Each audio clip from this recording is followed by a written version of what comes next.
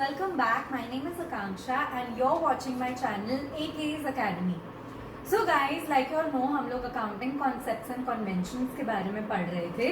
In today's lecture, we'll be seeing दो concepts. कौन से दो concepts?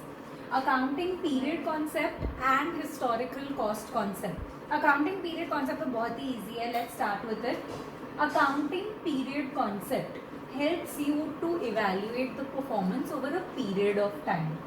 So जो annual accounting period है वो कभी भी in India at least start होता है from 1st April to 31st March. तो अगर आप देखोगे हमारे सारे जो सम्स होते हैं अकाउंट्स के वो for the year ended 31st मार्च होते हैं.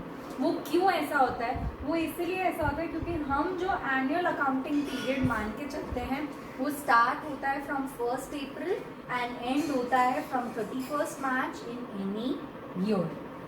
That is the standard requirement. But कभी कभी कुछ जो ऑर्गेनाइजेशंस हैं, इंस्टीट्यूशंस हैं, वो अपने खुद के इवैल्यूएशन के लिए, अपनी खुद की प्रॉफिटेबिलिटी को एक चेक रखने के लिए डिफरेंट पीरियड्स का इस्तेमाल करती हैं जिनको हम कहते हैं इंटरिम अकाउंटिंग पीरियड्स.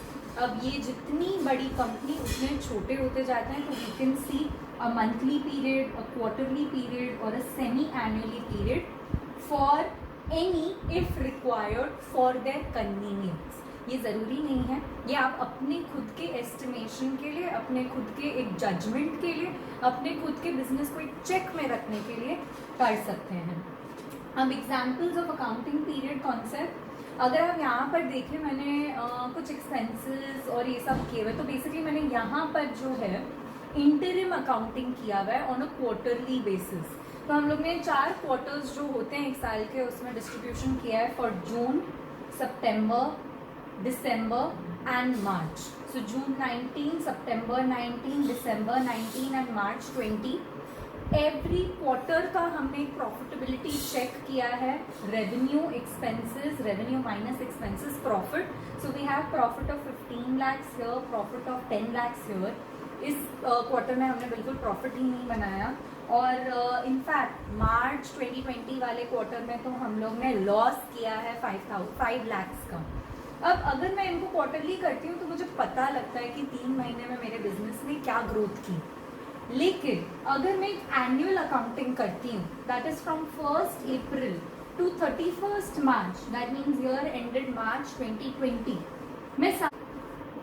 मैं सारे रेवेन्यूज फॉर द क्वार्टर्स को ऐड कर लूँगी और सारे एक्सपेंसेस फॉर द क्वार्टर को ऐड कर लूँगी.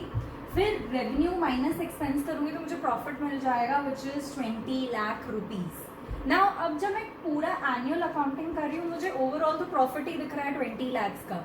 बट क्या वो क्वार्टरली यही पिक्चर दिखा रहा था कि मैं 20 lakhs का प्रॉफिट कर रही हूँ? नहीं, क्योंकि जब मैं क्वार्टरली ब्रेक डाउन करती हूँ तो मुझे इंडिविजुअली हर क्वार्टर का एक ग्रोथ पता लगता है. मुझे पता लगता है कि नहीं, कहीं पे तो प्रॉब्लम जा रही है क्योंकि अब मैंने लॉस किया और फिर उसके बाद मैंने नो प्रॉफिट नो लॉस किया और फिर मैंने लॉस किया. तो I definitely come to know where the problem is coming. ठीक है. So this is the example of an accounting period concept. Now we move on to historical cost concept. Now the historical cost concept, it records the assets at cost price, the cost at which the assets are purchased and not at the market price or the market value of the assets.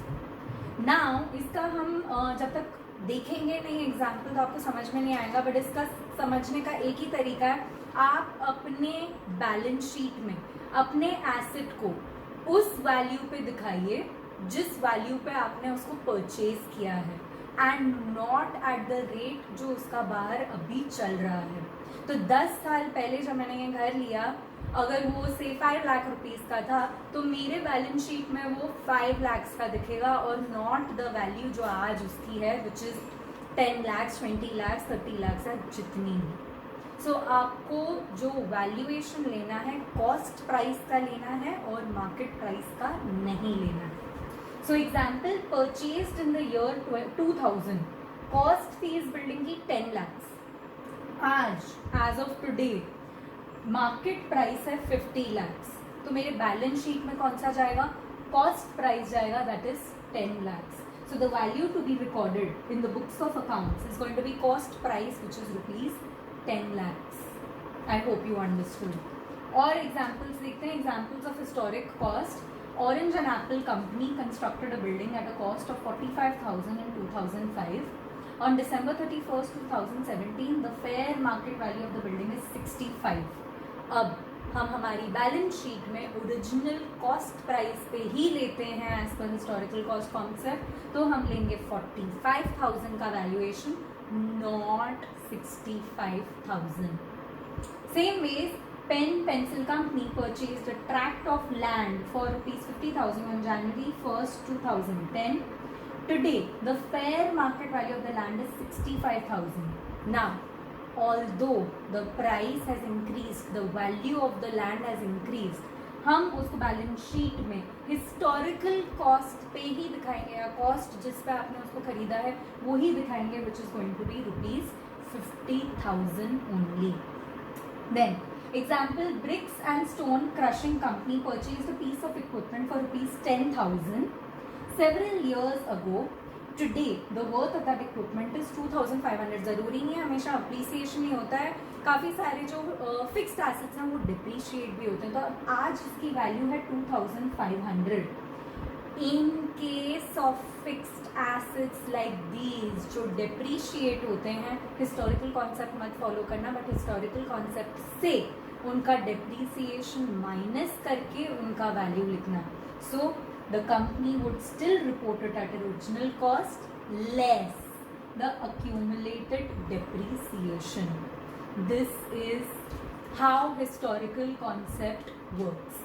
Now, coming up next is dual aspect concept and realization concept, जो कि अच्छे topics हैं, बहुत ज़्यादा difficult नहीं है.